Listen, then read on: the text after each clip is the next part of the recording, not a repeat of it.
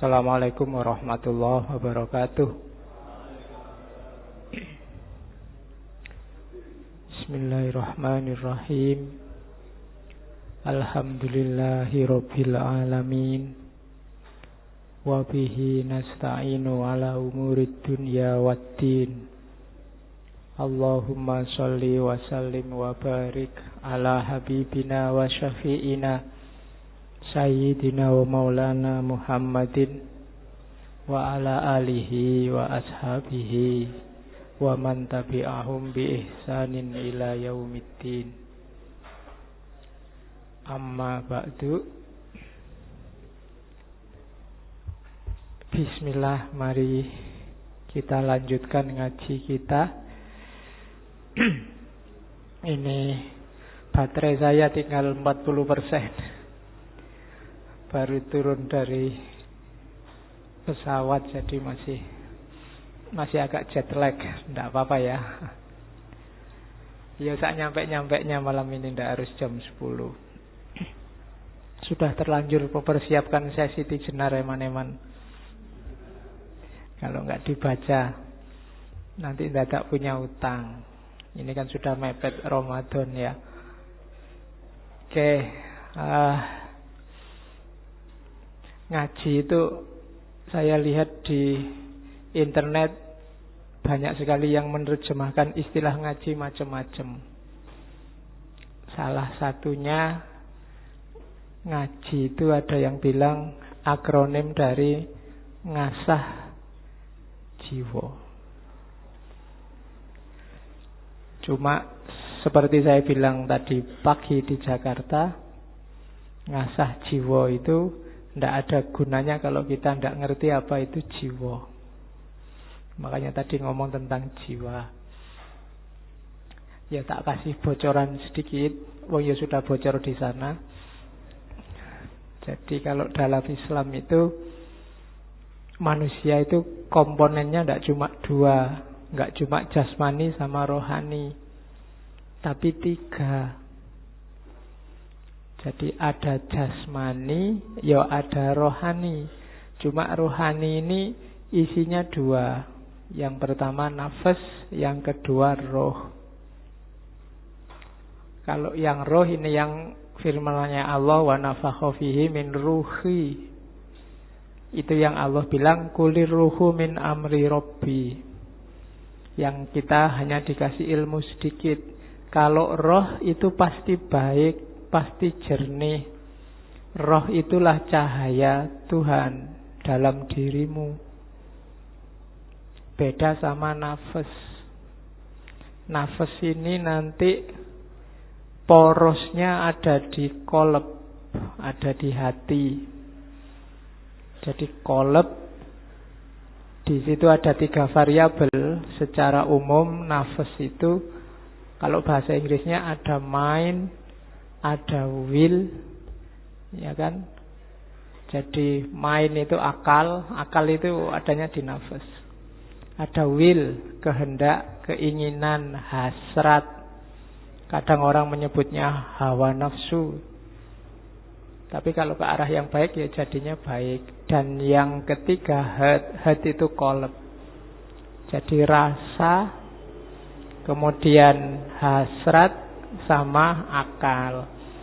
Jiwa ini ada di tengah-tengah. Dia madhep kemana? Kalau dia mengutamakan jasad, ya orangnya akan mengalami kegelapan. Tapi kalau dia nolehnya ke roh, mengutamakan cahaya, ya hidupnya akan bercahaya. Yang punya filsafat kayak gini Ibnu Sina, yang nanti dilanjutkan oleh Ghazali. Jadi awas bingung, istilahnya macam-macam bahas tentang jiwa itu. Ya kapan-kapan kita bahas lagi filsafat Islam tentang jiwa. Oke, sekarang ke sini. Syekh Siti Jenar, tokoh yang kontroversial. Maka saya tidak akan cerita lagi. Dulu saya pernah ngomong panjang lebar tentang beliau, riwayat hidupnya, asal-usulnya, sekaligus kontroversinya. Yang saya baca di beberapa tulisan, saya tidak tahu benar apa enggak, banyak orang sekarang ngaku pewaris atau penerus ajarannya Syekh Siti Jenar. Ya ndak apa-apa, asal efeknya baik, ndak usah dimarahi.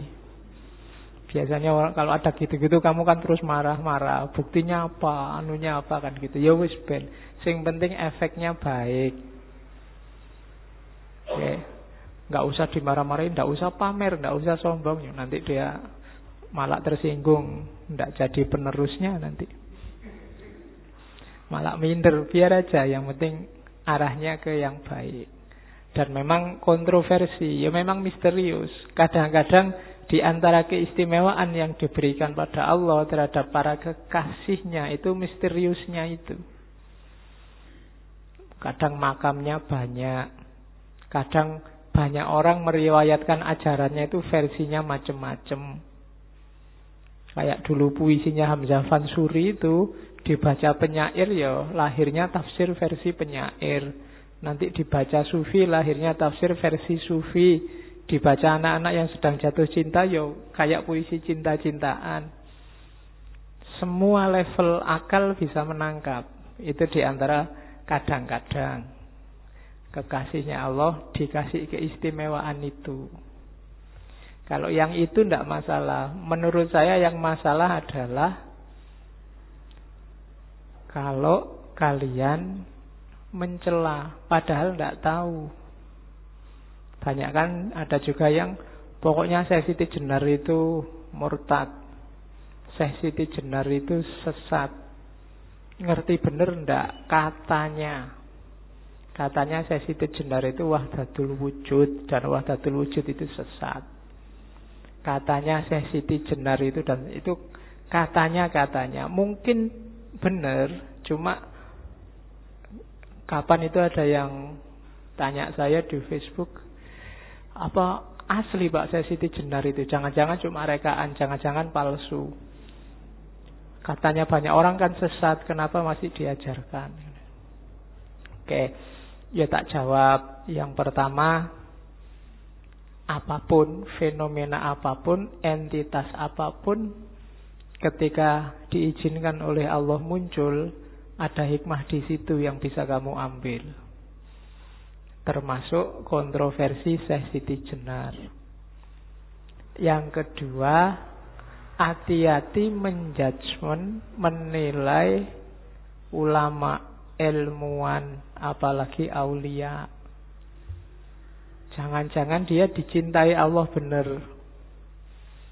Nanti kalau kita maki-maki beliau, yang mencintainya tidak rela. Manusia kan kadang-kadang juga gitu. Orangnya yang dicaci maki tidak masalah, tapi orang yang mencintai orang ini tidak rela kalau kekasihnya dimaki-maki. Jadi itu catatan kedua yang saya lihat mulai banyak menggejala hari ini. Karena pro ulama tertentu, pro tokoh tertentu, terus maki-maki tokoh yang lain. Jangan-jangan tokoh yang lain itu justru yang disukai oleh Allah. Oke, makanya sekarang ndak usah ribet sama yang luar-luar, kita asah jiwa kita sendiri. Antara lain lewat belajar macam-macam hikmah. Kadang-kadang pikiran itu terbukanya tidak diduga. Belajar Syekh Siti Jenar, Syekh Abdul Qadir Jailani, Sunan Kalijogo, Hamzah Fansuri, nggak ada yang nyantol. Tiba-tiba membaca kalmak malah tercerahkan. Ada loh yang kayak gitu, ada mahasiswa, Pak, saya tidak suka tasawuf, tapi begitu membaca kalmak, ketika kalmak mengkritik agama, bagaimana orang beragama itu jadi candu, orang yang beragama hidupnya jadi pasif, nggak mau berjuang, dia tercerahkan. Itu kan bisa, memang jalurnya macam-macam. Justru dengan serangannya Nietzsche pada agama dia tercerahkan. Tapi bolak-balik ngaji Sunan Kalijogo, Syekh Siti Jenar, tidak paham belas, cuma dapatnya cuma wow gitu dok, tapi tidak tobat-tobat. tobatnya malah pas ketemu kalma. Kan bisa begitu. Makanya jelajahi aja semua hikmah. Siapa tahu ada 1, 2 yang menjadi lantaran kita tercerahkan. Ada beda antara tahu dan sadar. Banyak orang tahu tapi tidak sadar. Yang punya teori gini bukan ulama, tapi filosof Marxisme, namanya George Lucas. Bagi dia, ya meskipun konteksnya sebenarnya untuk kesadaran proletar, tapi dia punya teori, banyak orang yang hanya tahu, tapi belum sadar. Kalau orang sudah sadar, itu tidak usah disuruh, dia gerak sendiri. Itu berarti sudah sadar. Banyak yang tahu bahwa sholat tahajud itu penting, bagus, tapi yang sadar sholat tahajud tidak banyak.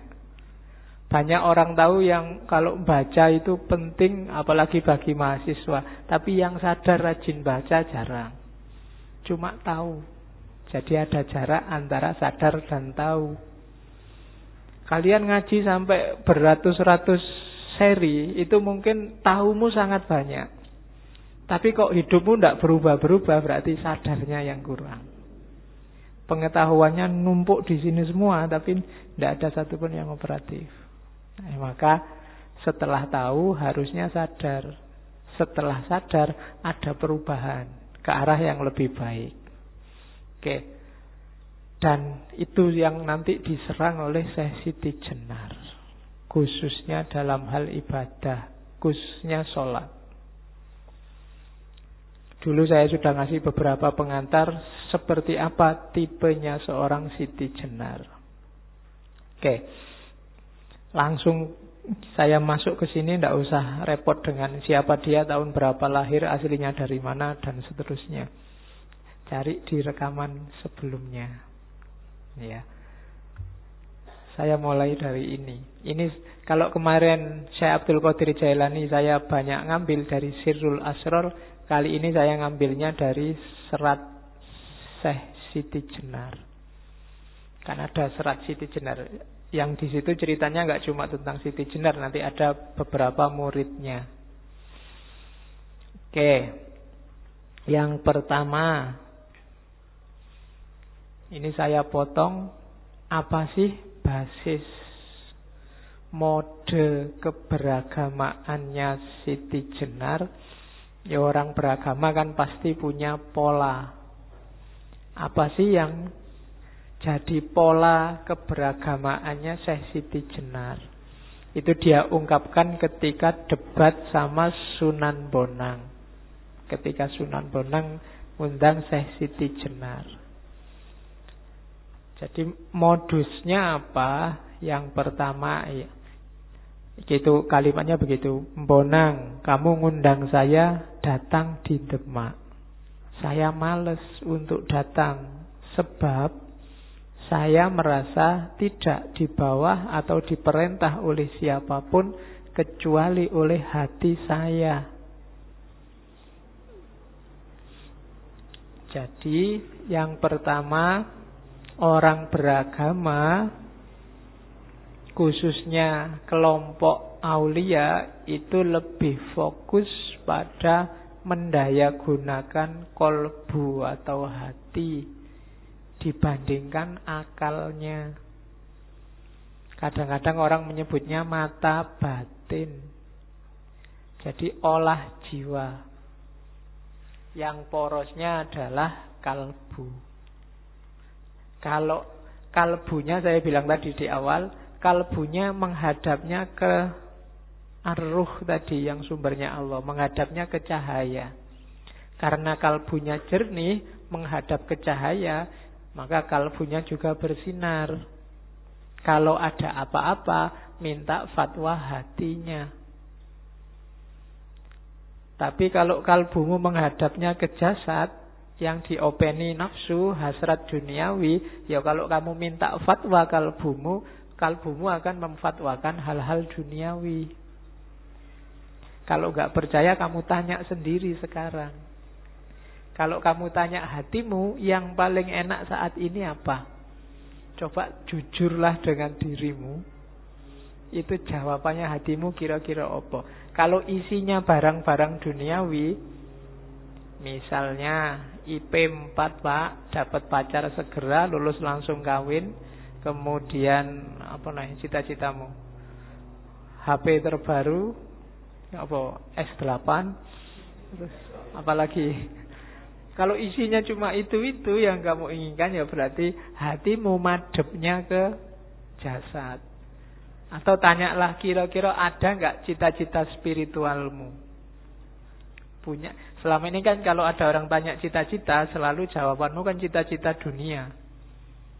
Jadi pilot, kuliah filsafat, cita-citanya pilot.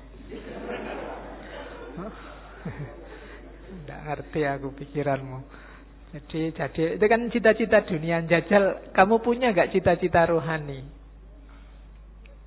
Kalau di tasawuf kan ada makom-makom. Punya nggak misalnya Pak, nanti umur 40 saya pinginnya sudah mencapai makom apa, sudah bisa tawakal bagus, sudah bisa jadi orang sabar, sudah. Itu cita-cita spiritual. Coba kalian punya apa enggak? Kalau enggak punya, jangan-jangan sama kayak saya. Yo ayo latihan, bikin target-target. Misalnya Ramadan tahun ini Pak, saya mau latihan menahan diri. Tidak total sih Pak, menahan diri dari gosip, baik lewat mulut maupun lewat medsos misalnya. Loh, tidak apa-apa toh latihan wong 1 bulan aja. Kalau 1 bulan kuat berarti ini bisa dilanjutin. Itu namanya cita-cita spiritual. Saya Pak Ramadan ini dulu saya 1 Ramadan bisa khatam 3 kali. Sekarang sekali aja lah Pak, syukur. Meskipun kadang-kadang tidak nyampe. Hari pertama aja ngajinya semangat, hari kedua, ketiga mengkeret sudah. Karena nggak ditarget. Dan kamu selalu kalah oleh dirimu sendiri. Kenapa? Semakin pinter. Semakin pinter kan alasanmu semakin banyak. Begitu pegang Quran, alah baca itu tidak terlalu penting. Yang penting kan ngerti maknanya. Kalau baca itu kan mesti kudu kamu semakin pinter. Dulu ngaji aja, sekarang tidak ada alasan. Yang penting menghayati kan, gak usah wirid panjang-panjang. Yang penting nyambung sama Allah, hatinya ikut kan beres. Ngapain baca banyak-banyak kan sekarang gitu. Akhirnya dua-duanya gak jalan. Menghayati juga ndak, banyak juga ndak. Itu kalah sama dirinya sendiri. Maka Syekh Siti Jenar ndak ada yang bisa merintah saya kecuali hatiku. Diperintah oleh siapapun, kalau hatimu nggak berkenan, perbuatanmu nggak bernilai. Kenapa? Karena pasti tidak ikhlas, tidak sukarela. Janjane, apa bahasa Indonesia ini janjane itu?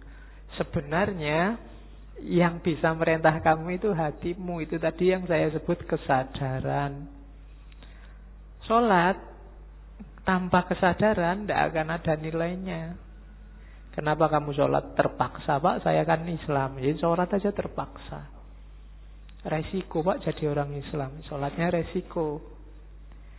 Bukan karena kesadaran. Ada orang bilang sholat itu ya jangan kewajiban, tapi kebutuhan. Belum, pertama-tama bukan kebutuhan tapi kesadaran.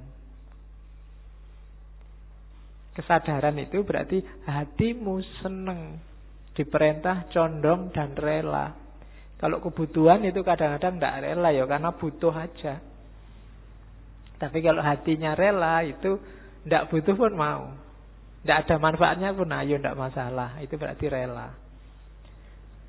Terus perintah hati itu yang saya turutinya. Selain itu tidak ada yang saya patuhi perintahnya. Bukankah kita sesama mayat? Mengapa seseorang memerintah orang lain? Manusia itu sama satu dengan yang lain. Sama-sama tidak mengetahui siapa yang sukma itu. Yang disembah itu hanya namanya saja.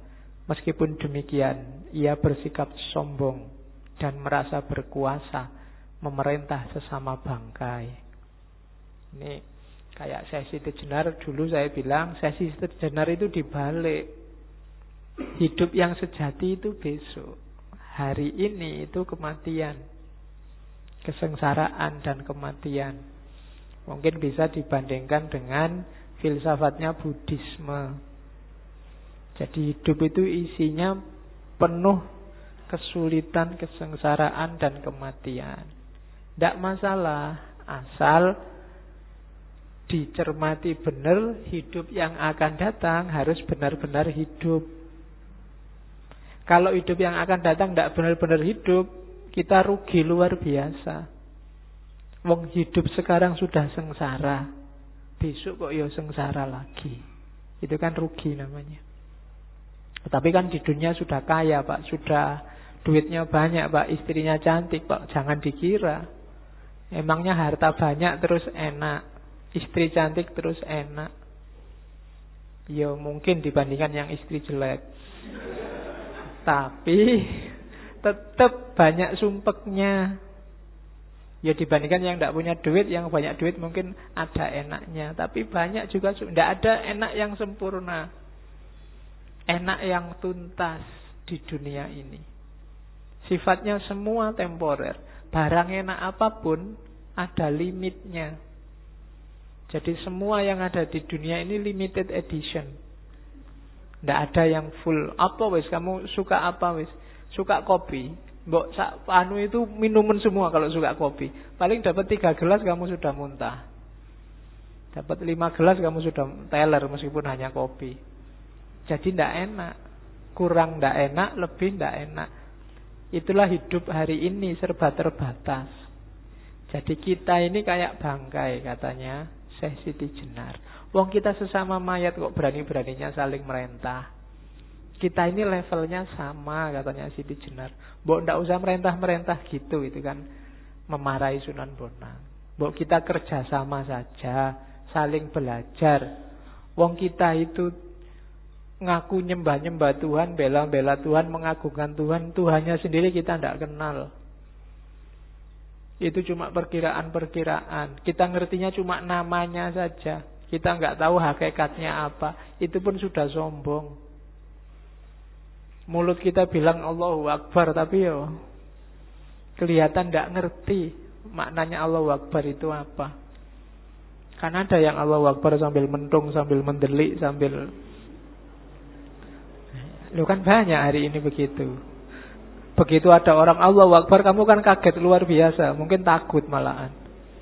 Jangan-jangan ada apa ini, mesti begitu. Oke, jadi mode keberagamaannya yang pertama mengikuti suara hati yang jernih, yang bercahaya. Yang kedua menyadari kerendahan diri, kita itu bangkai, maka tidak usah sombong. Pengetahuan kita juga apa sih, wong kita itu sangat terbatas. Dan makanya kita harus egaliter, tidak saling menindas, tidak saling merentah. Itu dari serat Siti Jenar. Terus dari serat Siti Jenar. Lah kalau begitu senjatanya apa hidup ini? Apa panca indera, apa akal? Katanya Siti Jenar, ya panca indera iyalah, tapi banyak kelemahannya. Akal juga iya, tapi banyak juga kelemahannya. Kenapa? Hidup itu dinamis. Hidup itu bersifat baru dan dilengkapi dengan panca indera. Panca indera ini merupakan barang pinjaman yang jika sudah diminta oleh yang punya akan menjadi tanah dan membusuk, hancur lebur, bersifat najis. Oleh karena itu, panca indera tidak dapat dipakai sebagai pedoman. Yang kamu lihat hari ini cakep, percayalah tidak akan bertahan lama. 20, 30, 40 tahun lagi insya Allah sudah selesai cakepnya. Yang kamu lihat hari ini indah juga tidak akan tahan lama. Semuanya ada batasnya. Telinga juga begitu. Sekuat-kuatnya pendengaranmu, ya, pada titik tertentu akan berkurang fungsinya. Gigi, hidung, ya kan? Gigimu mungkin kamu masih muda, giginya masih kuat-kuat. Sebentar lagi goyang satu demi satu. Sekarang masih kuat makan daging, besok cuma kuatnya makan agar-agar. Kenapa? Giginya mulai rontok. Dulu waktu kamu pramukaan zaman aliyah, zaman sanawiyah, jalan berkilo-kilo santai ketawa-ketawa. Sekarang naik sepeda ontel dari sini sampai UIN sana sudah tobat-tobat. Kenapa? Ya diakui aja sudah yang namanya jasmani panca indera itu semakin susut kekuatannya. Terus lah kalau akal gimana?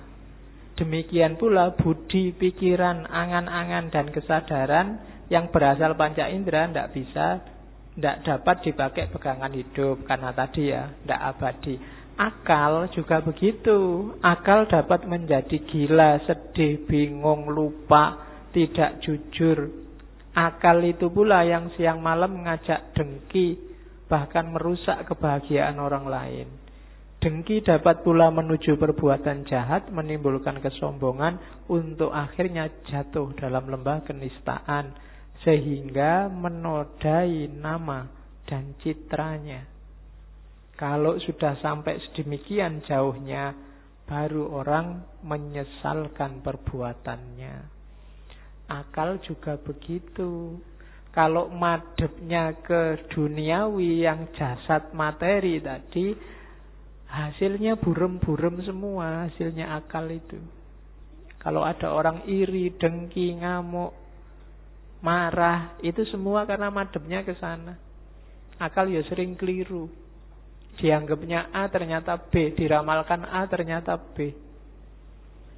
Jadi akal sering keliru. Panca indera juga sering keliru. Jadi dua-duanya kita pakai dalam hidup, wong itu sunatullah. Tapi tidak boleh terlalu disandari. Masing-masing punya batas. Saya selalu bilang kita punya banyak sekali fakultas pemahaman. Cuma yang biasa kita pakai hanya dua ini, panca indera sama akal. Padahal kita masih punya nurani. Nurani pakai A ya, bukan pakai O. Kita kalau pakai O kan nurani. Terus ya makanya di kantor itu ada majalah nurani itu kan. Ini majalah bahasa Indonesia apa bahasa Jawa ya? Kalau bahasa Jawa kan bacanya O, jadinya nurani. Atau bahasa Arab. Kalau bahasa Arab nurani itu bagus, dua cahaya. Kan dua nur. Oke, terus sampai nanti mau kok sampai nurani. Pikirannya mulai ngelantur. Jadi akal tidak bisa disandari, panca indera nggak bisa disandari. Kita punya naluri, kita punya nurani, kita punya intuisi, kita punya imajinasi, loh masih banyak. Sayangnya kita tidak peka, kita nggak canggih mendaya gunakannya. Itu yang bikin kita sering keliru-keliru membaca realitas. Membaca Ahok itu harusnya pakai panca indera, pakai akal, pakai nurani, pakai naluri, pakai nas apa pakai apa. Membaca HTI itu yang sekarang ruwet itu harusnya pakai hukum apa pakai akal, apa pakai nurani, apa pakai naluri, apa pakai intuisi, apa nunggu ilham dulu dan seterusnya. Kita tidak canggih di bidang itu. Jadi itu yang dikritik oleh Siti Jenar. Batin kita gelap karena sandarannya hanya panca indera sama akal yang orientasinya ke materi. Jadi ada dua dasar hidup dengan berfatwa, menunggu fatwanya hati dan tidak terlalu bersandar pada panca indera dan akal. Terus kenapa Syekh Siti Jenar sering mengkritik para ulama dan santri zaman itu? Di situ tak tulis. Karena ulama dan santri zaman itu, katanya Siti Jenar, bukan saya loh ya, lebih banyak fokus hanya pada syariah. Syariah ajaran agama, bukan syariah usuluddin adab dakwah. Jadi hanya fokus pada syariah lahir, atau ya pakai istilah sembah raga.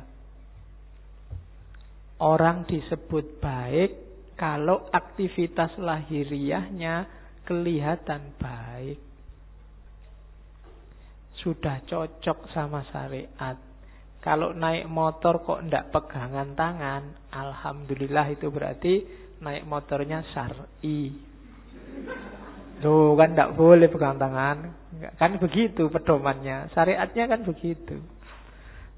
Urusan kamu jatuh ya urusanmu. Yang penting ndak boleh pegang tangan kalau bukan muhrimnya. Karena ya itu tadi, sembah raga. Apa-apa diukur hanya kelihatannya. Dan yang kedua, modusnya adalah dogma dan ketakutan. Yang kedua, bujukan surga. Jadi katanya Syekh Siti Jenar, ulama sama santri itu modusnya cuma 3. Yang pertama, dogma. Dalilnya ada loh. Dalilnya apa sih? Ayatnya mana sih? Itu dogma. Yang kedua, ketakutan. Awas kamu kalau begitu neraka paling bawah lapis 7. Itu ketakutan. Kan akhirat itu kan ada basementnya ke bawah lapis 7, itu jatahnya neraka. Yang di atas itu lantai 1, 2, 3 sampai 7 jatahnya surga. Jadi bayanganku gitu, narasinya begitu. Kalau surga masuk naik ke atas, kalau neraka jatuhnya ke bawah. Nah, ketakutan. Jadi orang diancam terus. Dan yang ketiga, rayuan surga. Jadi makanya kalau ada orang gombal ngomong yang tidak sesuai kenyataannya, atau janji-janji muluk-muluk yang tidak jelas, menyebutnya hanya angin surga. Jadi orang dirayu dengan surga, diancam dengan neraka, atau dipageri dengan dalil dan dogma. Modusnya selalu itu. Dan akhirnya jatuhnya hanya pada yang lahiriah. Sibuk nyari mana halal, mana haram, aspek lahirnya saja. Ada apa-apa ditanyakan fatwanya, ini halal apa haram, dalilnya mana, dasarnya apa. Itu dogma. Dan itulah yang dikritik oleh Siti Jenar. Bukan salah, cuma masa itu tok agama isinya? Masa agama hanya syariat, hanya lahiriah, hanya itu saja? Kalau ada apa-apa, iki sholat apa enggak, kan selalu begitu orang tanyanya. Sembahyang loh, rajin ke masjid, wah bagus, selalu begitu. Jadi itu yang dikritik oleh Siti Jenar.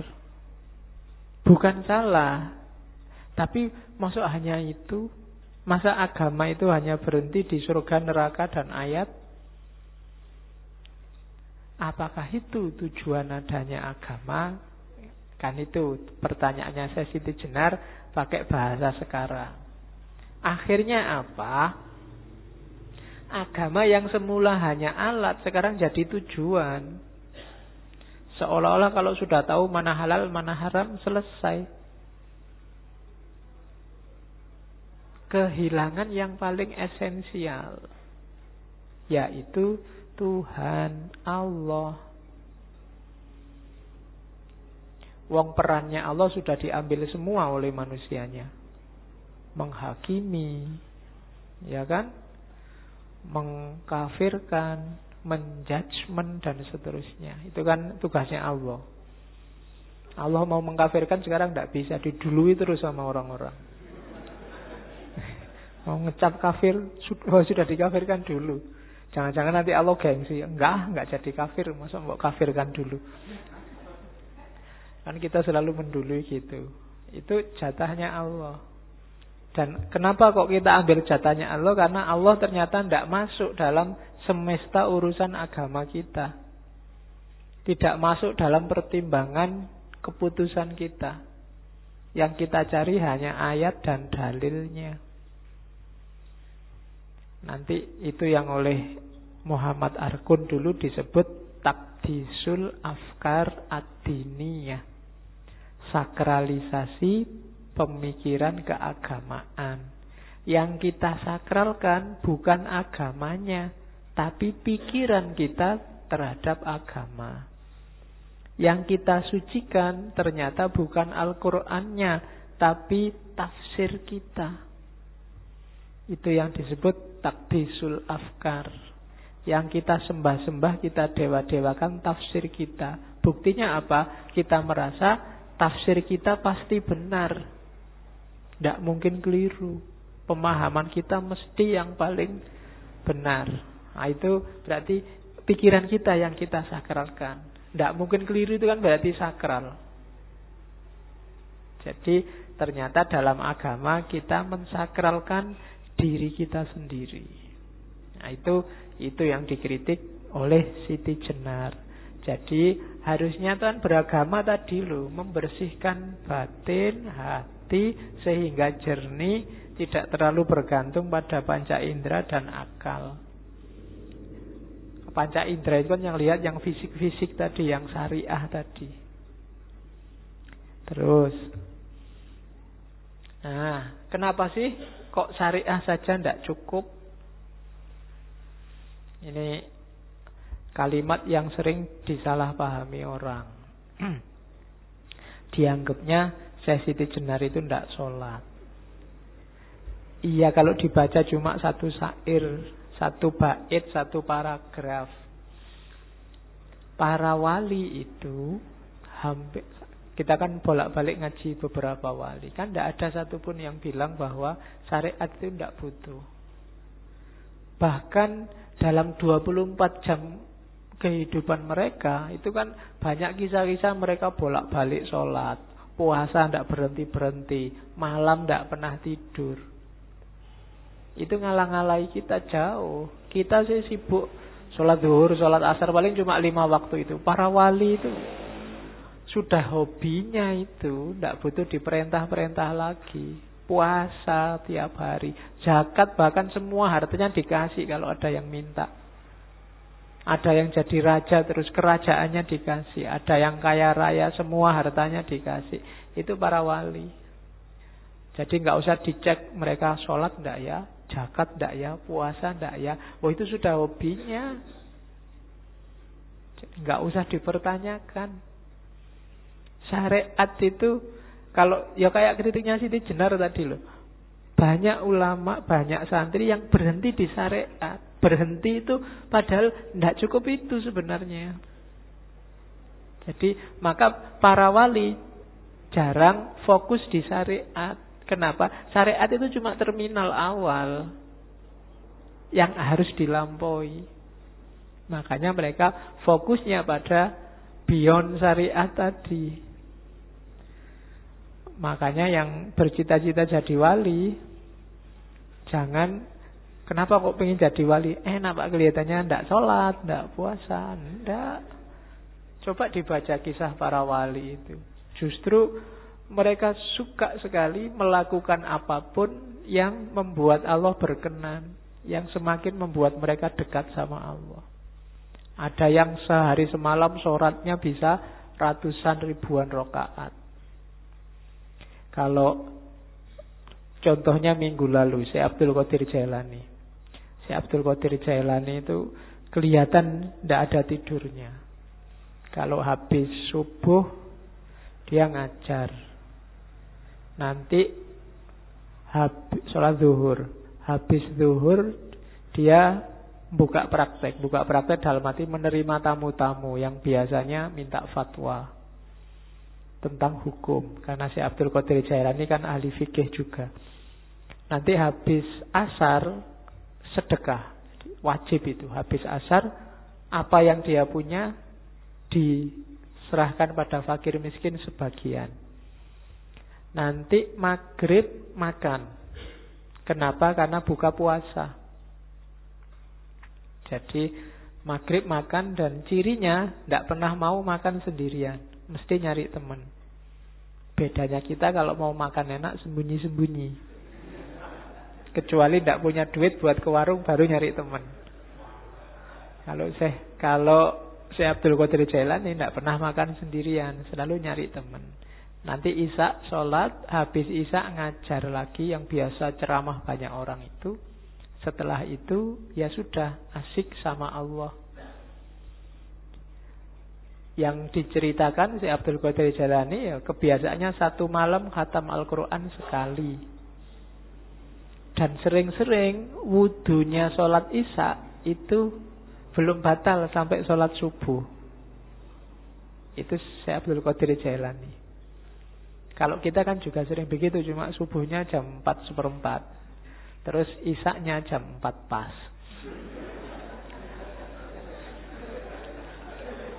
Iya. Karena ketiduran. Oke. Nah, ini loh kritiknya Syekh Siti Jenar. Yang kesinggung jangan marah. Kan sekarang banyak orang marah-marah. Katanya Syekh Siti Jenar gini, syahadat, sholat, puasa itu sesuatu yang tidak diinginkan.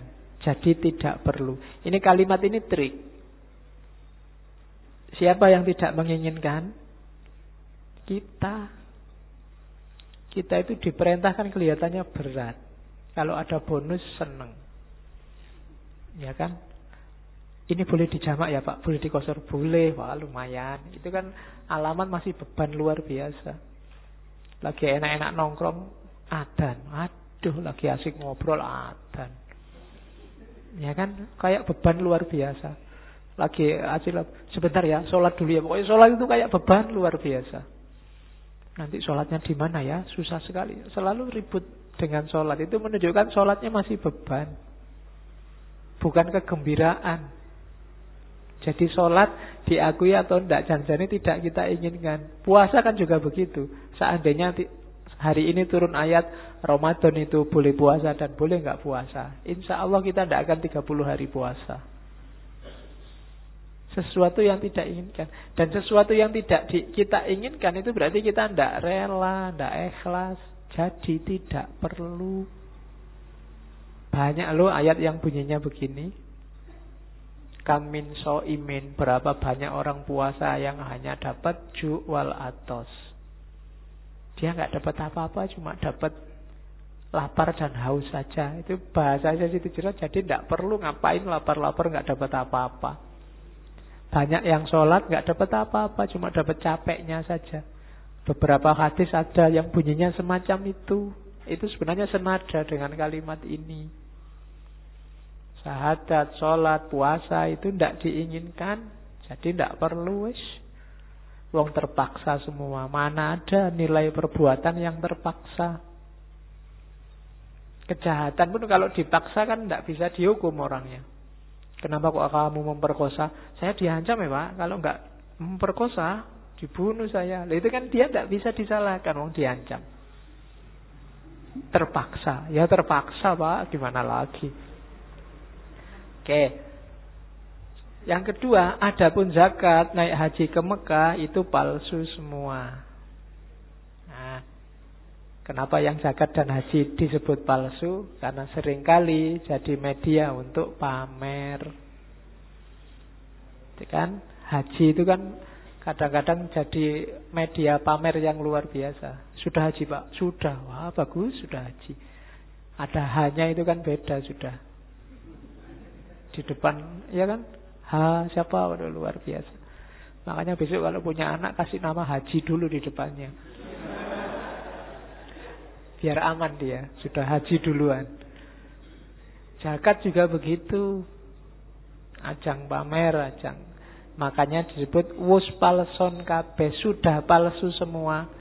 Sudah palsu itu berarti dulunya nggak palsu, sekarang kita yang bikin dia kayak palsu. Sama, akhirnya nggak ada nilainya. Itu seluruhnya kedurjanaan budi, penipuan terhadap sesama manusia. Kenapa yang ditipu sesama manusia? Ya Allah tidak mungkin ketipu. Yang ketipu kan manusia. Wah, ini orang dermawan loh. Ini sudah haji, mesti karakternya baik. Oh, ini rajin ke masjid loh, mesti orang baik. Yang ketipu manusia. Dan orang yang menipu manusia itu durjana budinya. Akhlaknya rusak. Orang-orang dungu yang mengikuti aulia karena diberi harapan surga di kelak kemudian hari, itu sesungguhnya keduanya orang yang tidak tahu. Kebanyakan orang-orang semacam ini ya tidak ngerti ilmunya, hanya ikut-ikutan. Sholat, zakat, puasa, haji, ya yang lain sholat ya sholat, yang lain zakat ya zakat, yang lain haji ya haji. Ilmunya tidak ngerti. Jadi ajang pamer pencitraan bahwa saya sudah religius loh, aku ini orang soleh loh, dan seterusnya. Palsu semua. Nah, terus Siti Jenar bilang, lain halnya dengan saya. Tidak pernah saya menuruti perintah budi. Bersujud-sujud di masjid mengenakan jubah, pahalanya besok bila dahi sudah tebal, kepala berbelulang. Jadi maksudnya aku tidak mau pamer-pamer kayak gitu, menunjukkan aku ini lo wali, aku ini lo orang soleh, aku ini lo ustad. Ya kan? Katanya Siti, enggak mau saya pamer-pamer kayak gitu. Itu pamer dahi segala. Kan ada. Ya ini enggak nyindir siapa. Kalimatnya memang begitu. Iya. Enggak, itu bukan dahi hitam. Dahi menjadi tebal. Sudah kapalan di sini karena terlalu sering sujud. Nah, ya. Saya enggak tahu bahasa Indonesianya kapalan itu apa? Kapalan. Iya. Kapalan kok di sini tidak enak ya. Enaknya di kaki, jadi kemana-mana naik kapal. Oke, sesungguhnya itu tidak masuk akal. Tidak usahlah mencitrakan dirimu lebih mulia, lebih alim, lebih soleh. Buat apa? Di dunia ini semua manusia sama. Mereka semua mengalami suka duka, menderita sakit, duka nestapa. Tidak beda dengan yang lain. Kita itu sama saja. Makanya tidak usahlah saling mencitrakan. Oleh karena itu saya, Siti Jenar, hanya setia pada satu hal saja, yaitu Gusti Zat Maulana. Saya hanya setia pada Allah saja, tidak akan pada manusia. Ada wali-wali yang wow, yang mukjizat, yang karomah, tidak. Saya tidak akan kagum. Dan aku juga tidak akan mencitrakan diriku, menyombongkan diriku, dan seterusnya. Jadi itulah titik-titik kepalsuannya.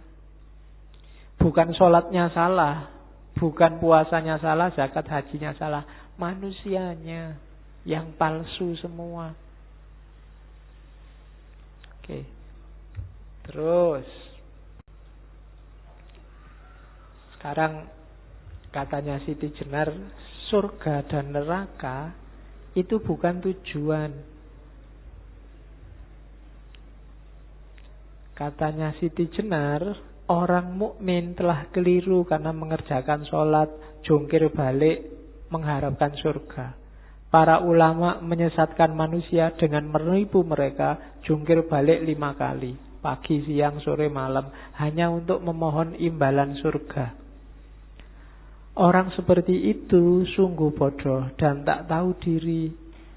Jikalaupun seseorang menyadari bahwa sholat itu dilakukan karena merupakan kebutuhan diri manusia sendiri untuk mengetahui, untuk menyembah Tuhannya, manusia ternyata tidak menyadari keserakahannya dengan minta-minta imbalan surga.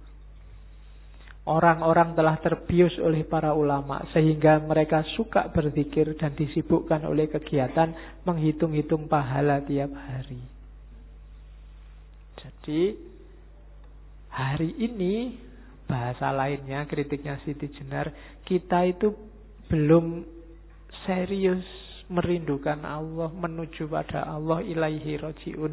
Kita masih dagang. Apapun yang kita lakukan, kita nunggu imbalan.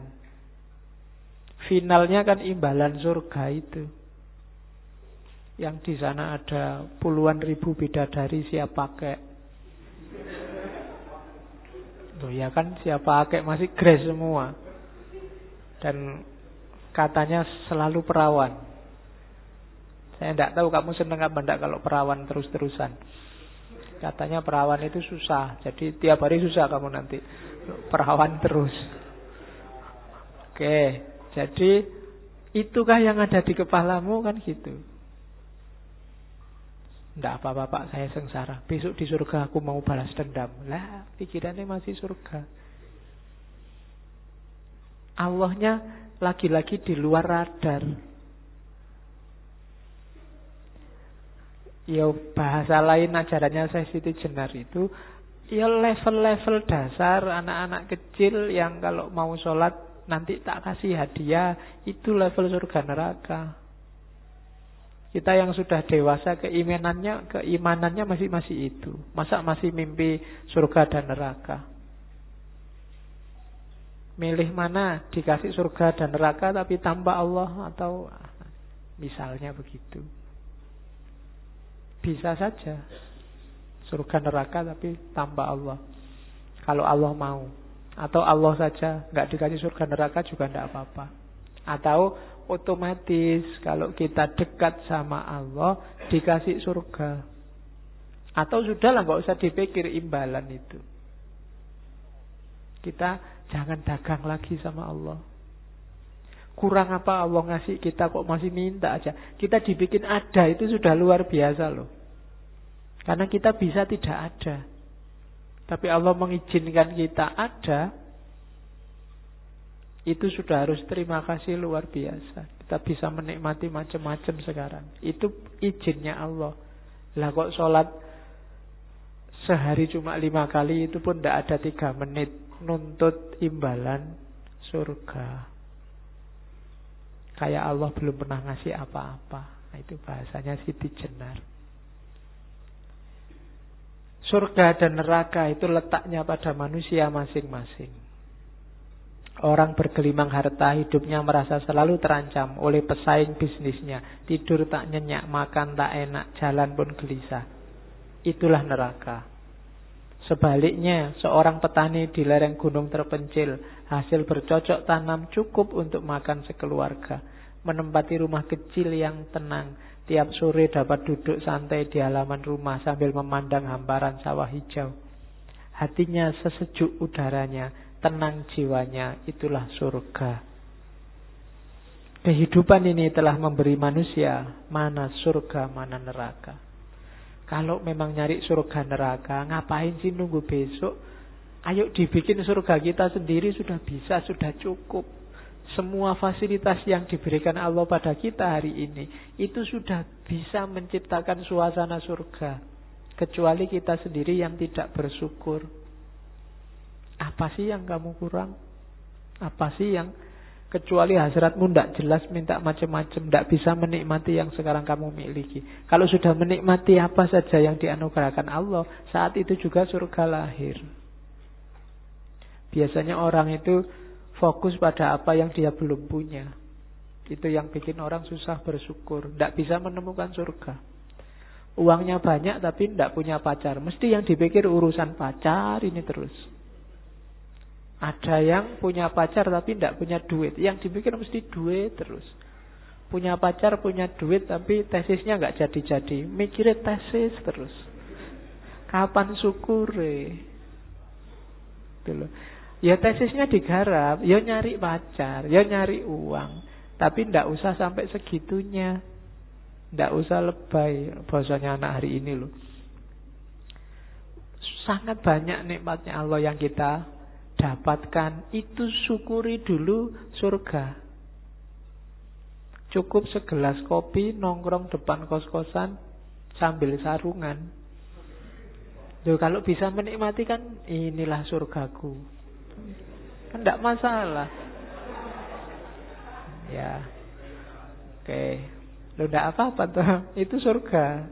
Nggak usah nunggu lama-lama besok di akhirat. Kamu tidak mesti masuk surga masalahnya. Nikmati sekarang aja. Oke, terus. Nah, sekarang fondasinya. Fondasi sholat itu syahadat.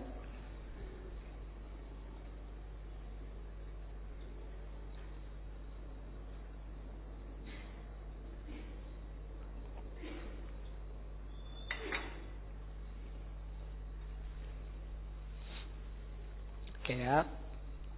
Di sesi sebelumnya ketika ngomong sesi Tijenar, syahadat itu ada namanya sasahidan, ada panjang pakai bahasa Jawa.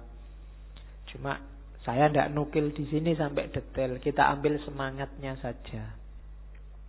Maksudnya sasahidan itu, jadi syahadat yang tidak cuma di mulut, tapi diinternalisasi dalam diri dan pastinya diwujudkan dalam perbuatan. Ya kalau sekedar asyhadu alla ilaha illallah wa asyhadu anna muhammadar rasulullah, syahadat paling mantep itu jatahnya tukang adzan. Kalau adzan kan mantap sekali syahadatnya. Ndak, bukan itu, yaitu mulutnya memang mengucapkan syahadat. Tapi bukan cuma mulut, batinnya juga harus bersyahadat. Dan anggota tubuhnya juga harus bersyahadat. Jadi kesaksian bersyahadat itu apa sih? Yang menunjukkan aktivitas bahwa, yang menunjukkan bahwa kita percaya ada Allah. Aktivitas kita sering tidak menunjukkan bahwa kita percaya ada Allah. Misalnya putus asa, itu menunjukkan kita tidak percaya ada Allah. Misalnya menuruti hawa nafsu terus-terusan, itu menunjukkan kita tidak percaya ada Allah. Melakukan kejelekan sekecil apapun, itu menunjukkan kita tidak percaya ada Allah. Mulut kita bersyahadat tapi tubuh kita belum. Jadi syahadat itu kan makna letternya kesaksian. Kesaksian itu tubuh kita jadi saksi syahadat. Jadi tidak cuma mulutnya, aktivitas kita sehari-hari jadi saksi bahwa kita yakin Allah itu ada dan kita nomor satukan Allah. Itu namanya bersyahadat. Ada cerita populer, muridnya Sunan Kalijogo yang namanya Syekh Jangkung. Syekh Jangkung ini kabarnya murid yang tidak terlalu pinter, orang desa. Satu ketika ada tes baca syahadat. Muridnya dites satu-satu oleh Sunan Kalijogo dan sukses. Fasih semua, tajwidnya luar biasa semua. Nah, yang ketar-ketir Syekh Jangkung ini, mungkin orang Jawa, baca Arabnya ya mesti tidak fasih. Alaihim mungkin jadinya ngalaihim. Cuma begitu jatahnya dia baca syahadat, dia tidak mengucapkan syahadat, tapi naik ke pohon kelapa yang paling tinggi, terus menjatuhkan dirinya. Dan tidak tewas ternyata. Ketika semua orang merubung dia, wah, sampean kok gitu? Disuruh syahadat aja tidak stres, tidak bunuh diri. Ya. Jawabannya Syekh Jangkung, loh ya ini syahadatku. Menunjukkan bahwa aku yakin 100% Allah itu ada. Segalanya diatur dan ditentukan oleh Allah. Kalau belum waktunya mati ya tidak mati. Yakin aku 100%. Dan tidak mati. Ada yang berani nyoba?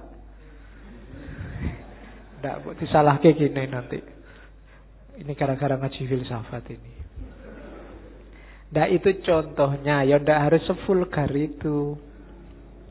Tapi usahakan aktivitasmu sehari-hari menunjukkan bahwa kita ini orang yang bertuhan. Kita ini orang yang percaya pada Allah loh. Itu loh. Marah sampai segitunya. Nah, itu menunjukkan nggak percaya kalau ada Allah.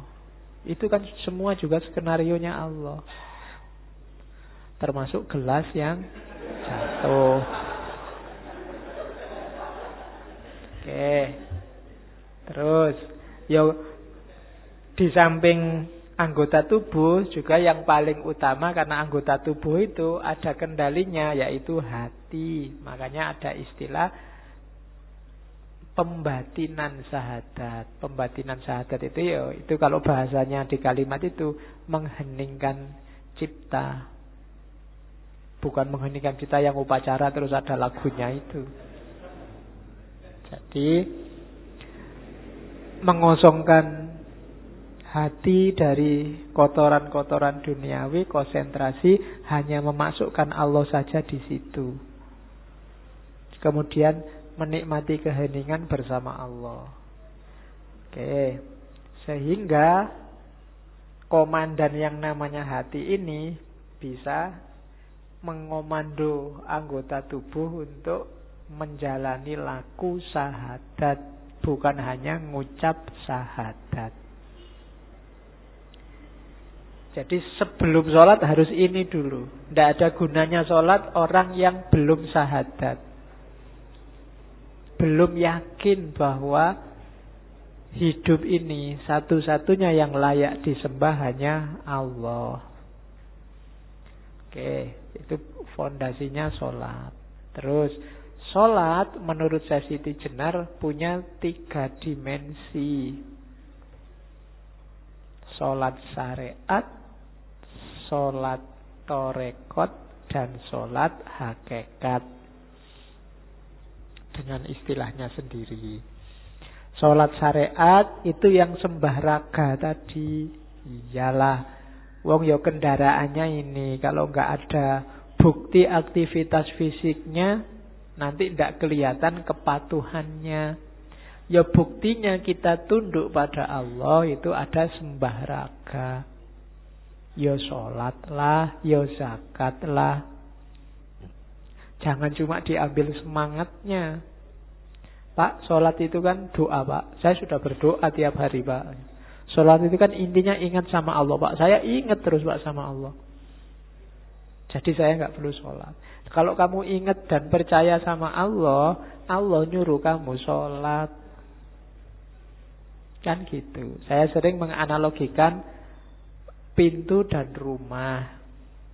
Kalau Allah yang ada di dalam rumah itu, terus Allah bilang, kalau ingin ketemu aku, lewatlah pintu depan itu. Ya, kalau ingin ketemu Allah, ya lewat aja pintu depan itu. Itulah syariatnya. Tapi kan yang penting ingat, Pak, nggak harus lewat pintu depan itu, yang penting ketemu kan bisa lewat jendela misalnya. Loh, iya lewat jendela mungkin kamu bisa ketemu Allah.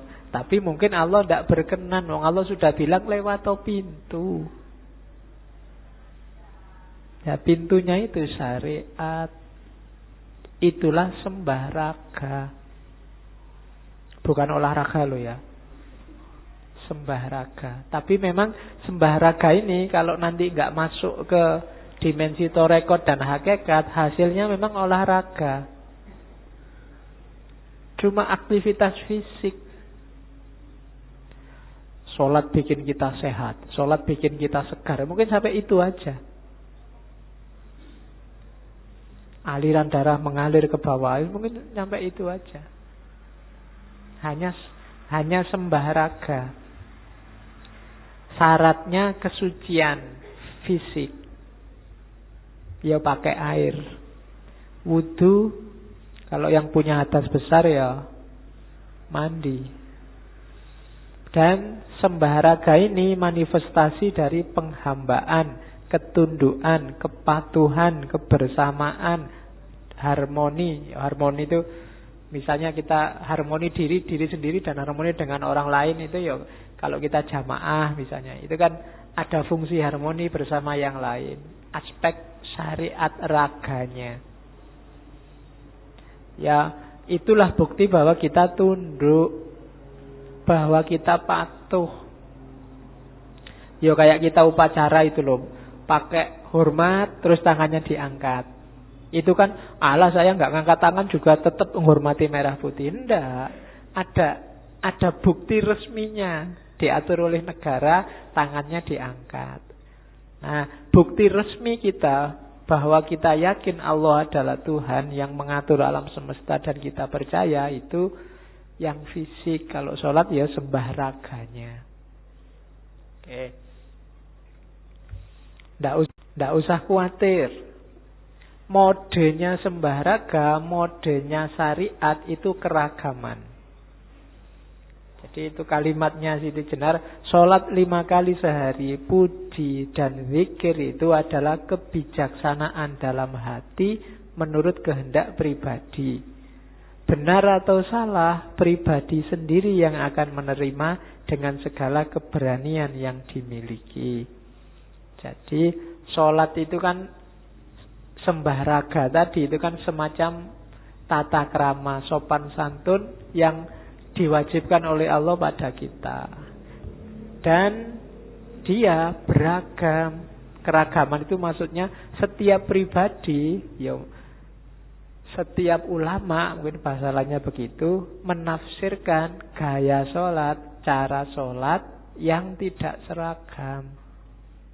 Secara umum sih sama, tapi kan bagian-bagian tertentu ada yang beda loh. Itu keragaman. Syariat itu ternyata macam-macam kalau syariat. Ada yang takbiratul ihram pakai sendakep, ada yang tidak pakai sendakep.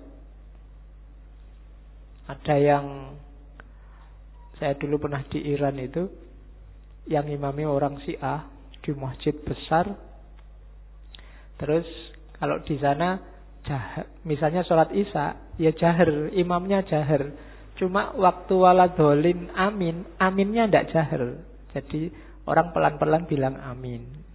Kalau saya dari Indonesia kan ya terbiasa jahar terus. Jadi waktu waladholin, saya teriak sendirian, amin. Nah, orang sana-sana podo ngelirik. Oh ini.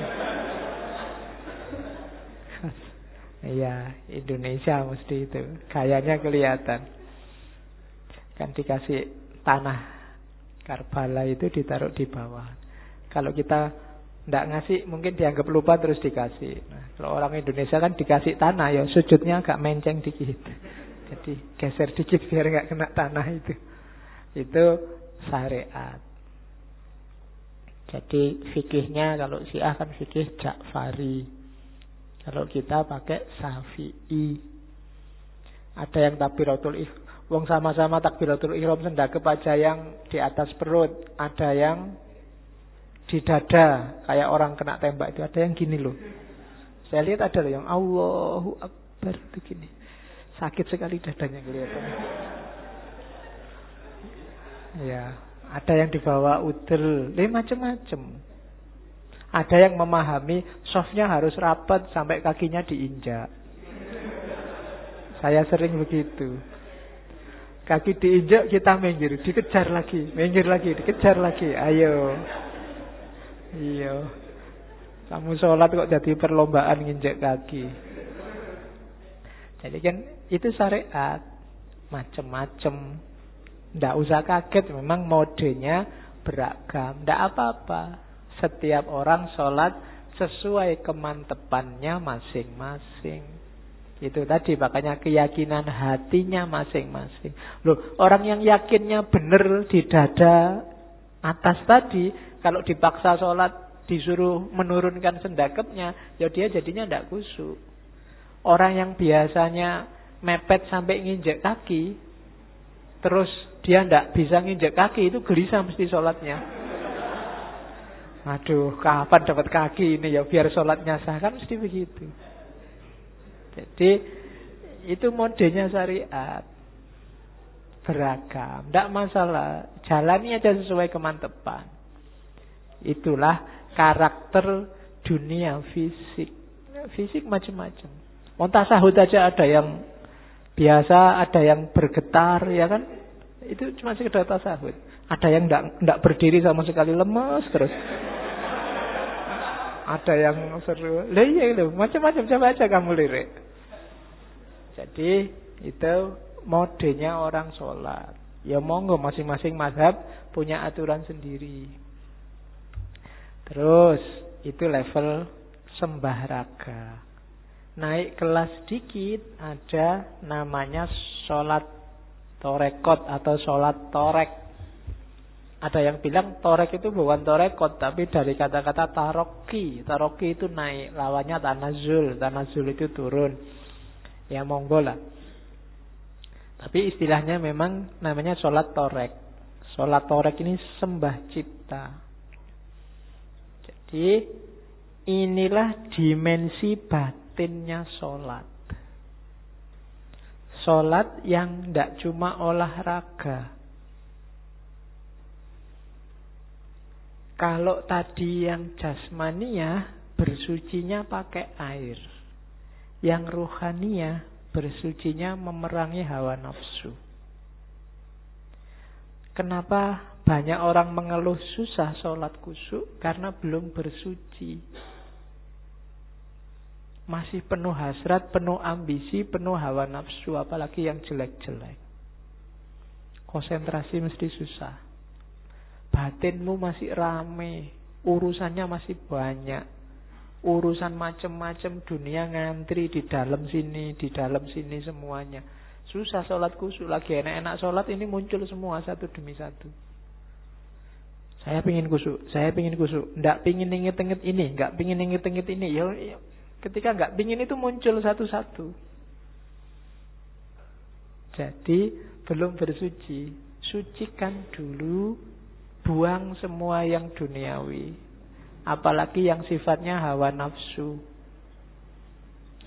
Saya lupa mendengar apa membaca di mana. Itulah antara lain makna gerakan takbiratul ihram yang mengangkat dua tangan, sejajar pundak atau sejajar telinga. Itu semacam isyarat semua yang di luar hubungannya sama Allah minggir. Minggirlah. Begitu katanya. Itu simboliknya. Tapi yang jelas perangi dulu hawa nafsumu. Kalau batinmu masih rame, akalmu masih rame dengan hasrat, ambisi, nafsu, mbok kamu punya sertifikat sholat khusyuk 5, susah kamu, kan ada pelatihan sholat khusyuk itu. Iya, sholat khusyuk sekarang jadi pelatihan. Jadi ya susah khusyuk. Kenapa? Ada syarat bersucinya. Sebagaimana yang raga ada syarat bersucinya. Yang membantu sholat khusyuk adalah kalau kita paham yang kita baca dan kemudian kita jalankan dalam hidup yang sebenarnya apa yang kita baca. Itu pasti khusyuk. Kalau dalam iftitah misalnya kita membaca inna sholati wa nusuki wa mahyaya wa mamati lillahi rabbil alamin. Sesungguhnya sholatku, ibadahku, hidup dan matiku hanya untuk Allah. Kalau ingin khusyuk beneran, hidupmu kayak gitu beneran. Kalau kamu baca Fatihah, bismillah, alhamdulillahi rabbil alamin, segala puji hanya bagi Allah, yang layak dipuji hanya Allah. Kita ini lemah, tidak ada kebaikannya apapun tanpa bantuan Allah, maka alhamdulillahirabbil alamin. Iyyaka na'budu wa iyyaka nasta'in. Aku tidak butuh siapapun dan tidak akan nyembah siapapun kecuali hanya Allah saja.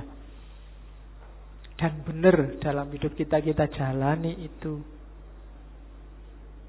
Dan seterusnya.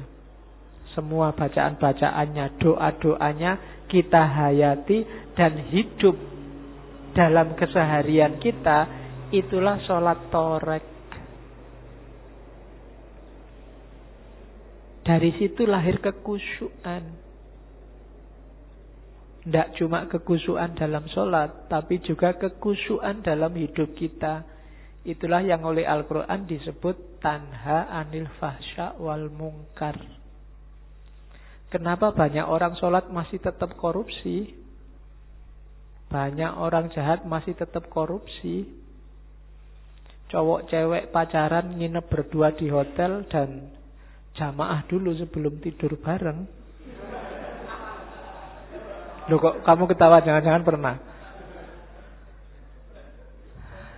Itu sholatnya hanya olahraga, sembah raga. Belum torek. Belum tanha anil fasya wal mungkar. Jadi makomnya harus naik. Sholat torekot. Terus naik lebih dalam lagi, ada namanya sholat hakikat, atau orang Jawa, Syekh Siti Jenar memperkenalkannya dengan istilah sholat daim. Sholat daim itu sembah rasa. Ini level selanjutnya dari sholat torek. Kalau tadi sholat torek itu membersihkan diri. Kalau sholat daim ini dirinya sudah bersih, sekarang diisi terus menerus dengan yang baik-baik. Cara bersucinya dengan zuhud. Zuhud itu berarti tidak terlalu memasukkan variabel dunia dalam hidup. Jadi orang yang masuk ke level sholat daim itu khusyuknya nggak cuma di sholat, tapi dalam hidup sehari-hari. Itu ada penjelasan. Orang Jawa menyebut apa? Khusyuk itu sinonim dengan kata-kata lerem.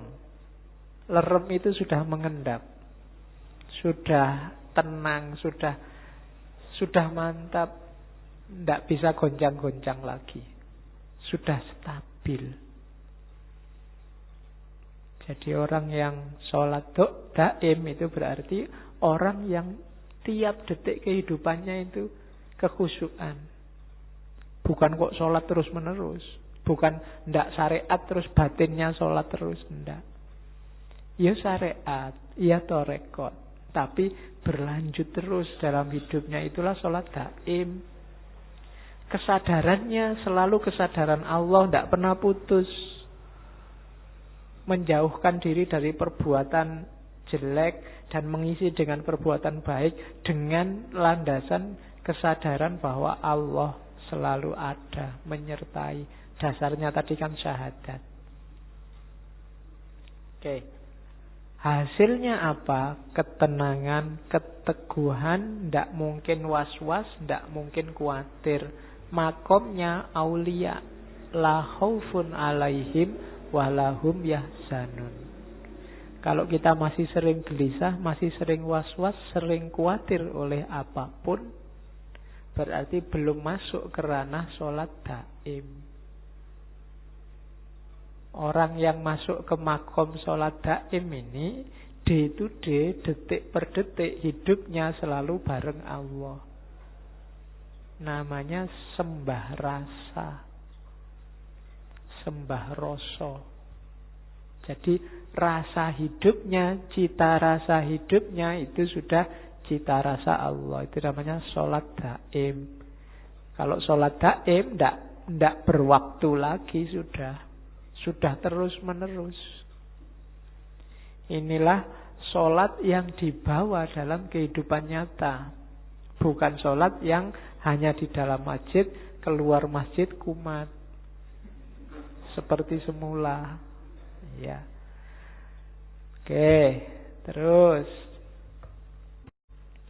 ini dari serat Siti Jenar. Ini juga disalahpahami. Ada yang bilang gara-gara ini dianggap pengikutnya saya Siti Jenar itu tidak sholat, tidak Jumatan.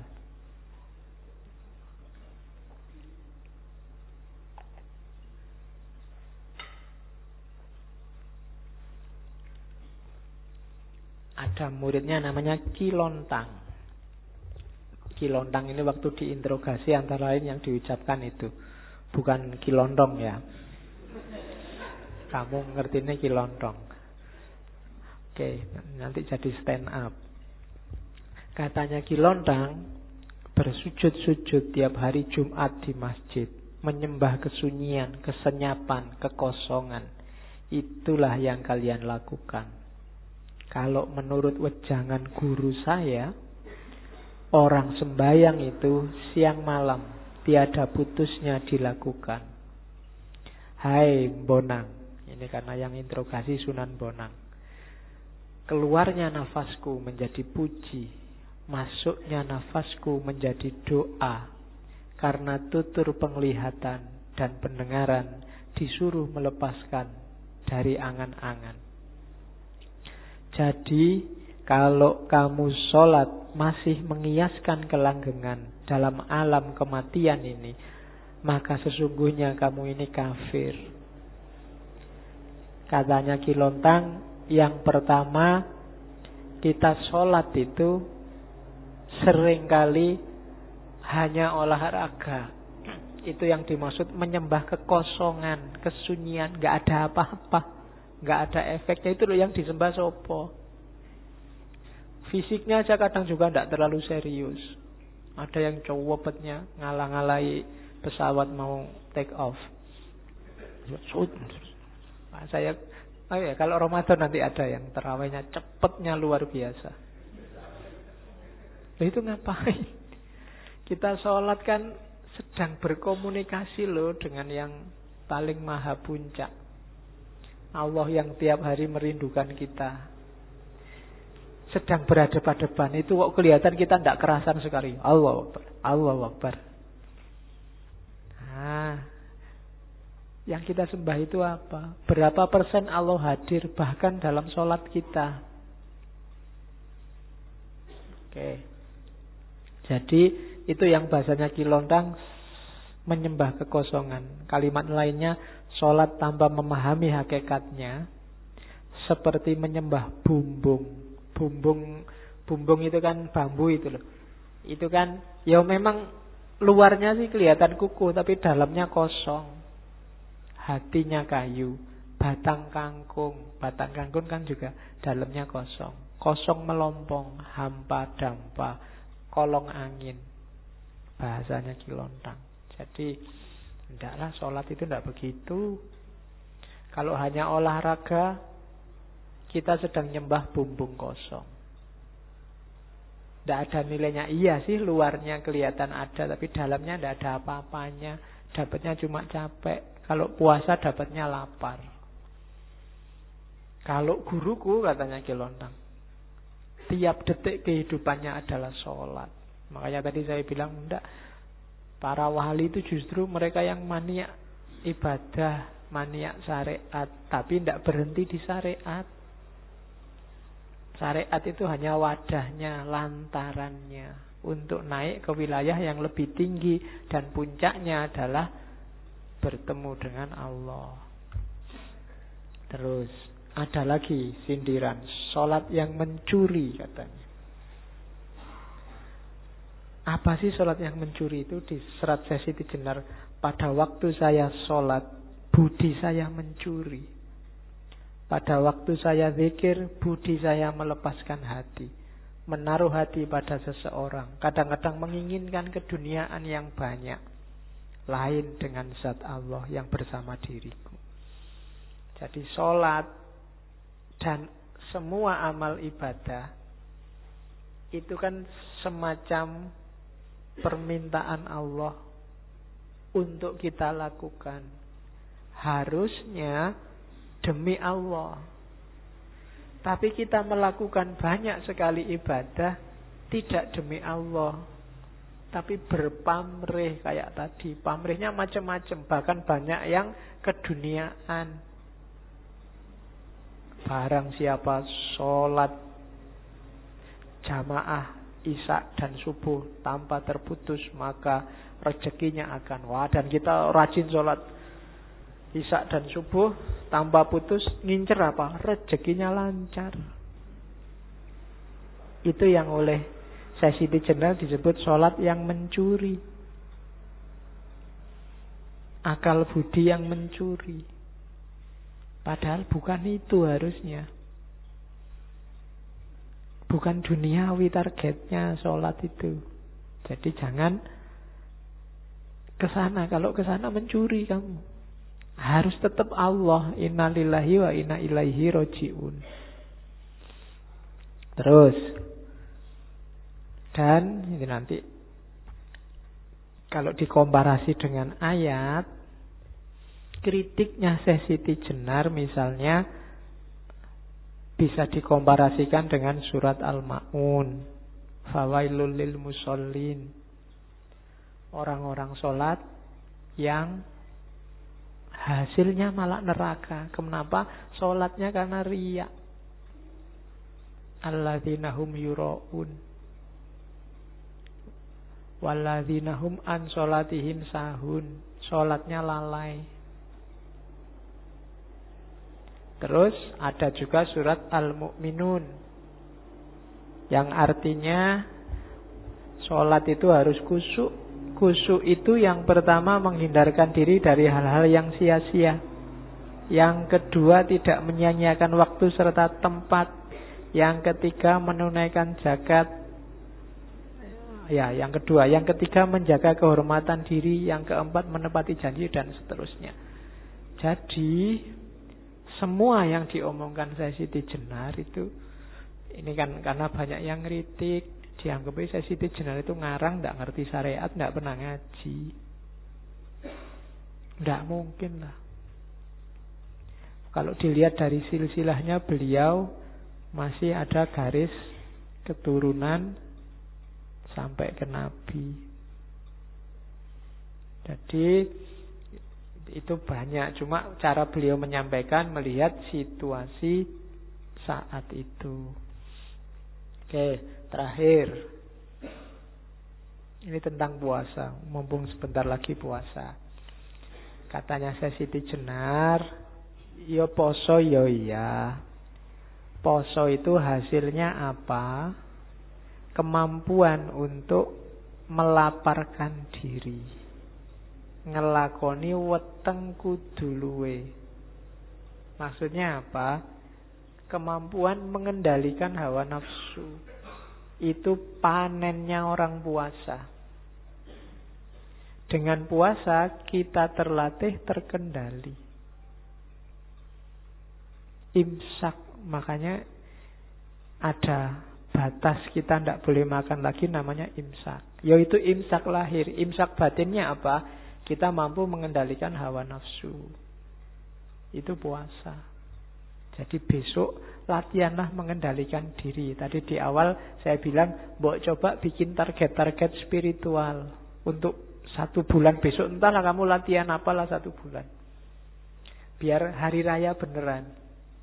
Ya kalau bingung ya entahlah apal-apalan kulu Allahu ahad atau apa-apa gitu. Itu target selama 1 bulan. Dan itulah namanya puasa hakiki. Hasilnya puasa hakiki itu jiwa yang bersih. Kalau bahasa tasawufnya yang lain takholli. Ego, hawa nafsu itu hilang semua. Dan minggu depan kita perdalam ini di Sunan 2 minggu lagi kita perdalam ini di Ghazali yang nulis Asrorus Siyam. Puasa yang hakiki, tidak cuma dapat lapar dan haus, dan tidak cuma mindah waktu makan.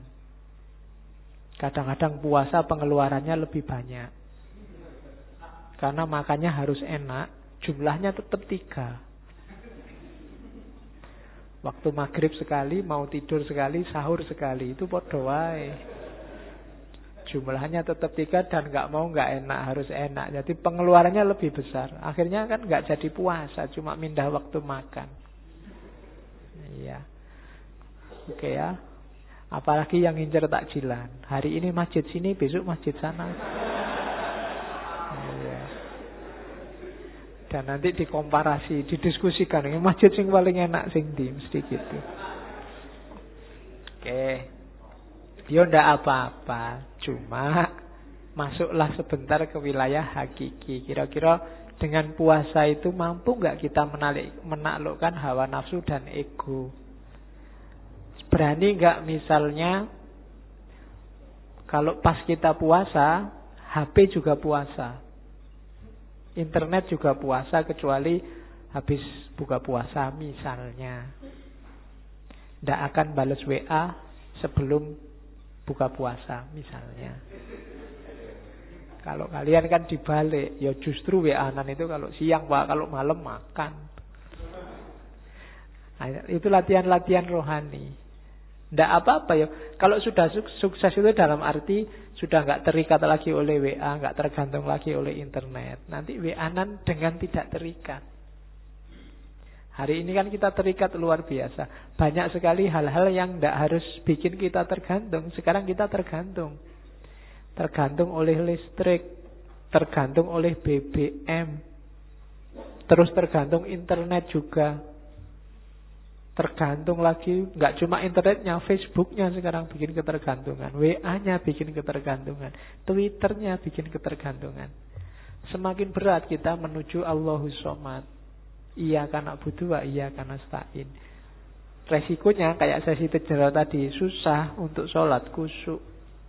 Apalagi sholat torek, apalagi sholat daim. Makanya satu-satunya jalan apa? Latihan. Nggak usah ambisius, nggak usah, wah ini minggu depan saya mau jadi wali kayak saya Siti Jenar, nggak iso. Ya pelan-pelan, dikit-dikit, ditaklukkan pelan-pelan. Nafsu itu triknya di situ. Yang ambisius biasanya akhirnya malah kalah. Pelan-pelan, taklukkan pelan-pelan. Karena jiwa kita itu butuh pembiasaan. Kalau sudah terbiasa lebih gampang. Kalau drastis agak susah. Maka pelan-pelan ya. Kalau sholat kita hari ini Allah hanya 5% mewarnai, ya besok ditambah jadi 6%. Kalau kemarin ingat Allah itu awalnya saja Pak, pas Allahu Akbar, setelah itu lupa, ya nanti ditambahilah Allahu Akbar sampai Fatihah, ingat. Setelah itu agak lupa. Latihan kecil-kecil gini lama-lama jiwamu terbiasa. Itu yang perlu ditempuh. Oke, itu dulu ya Siti Jenar. Semoga ada yang bisa diambil dari beliau. Dan seperti saya bilang di awal, kita sudah capek berkontroversi, saatnya kita ambil hikmahnya dari ajaran-ajaran Syekh Siti Jenar. Syukur-syukur membuat perubahan, memunculkan kesadaran tadi, bukan cuma pengetahuan. Kurang lebihnya mohon maaf. Wallahul muwaffiq, wallahu a'lam bissawab. Wassalamualaikum warahmatullahi wabarakatuh.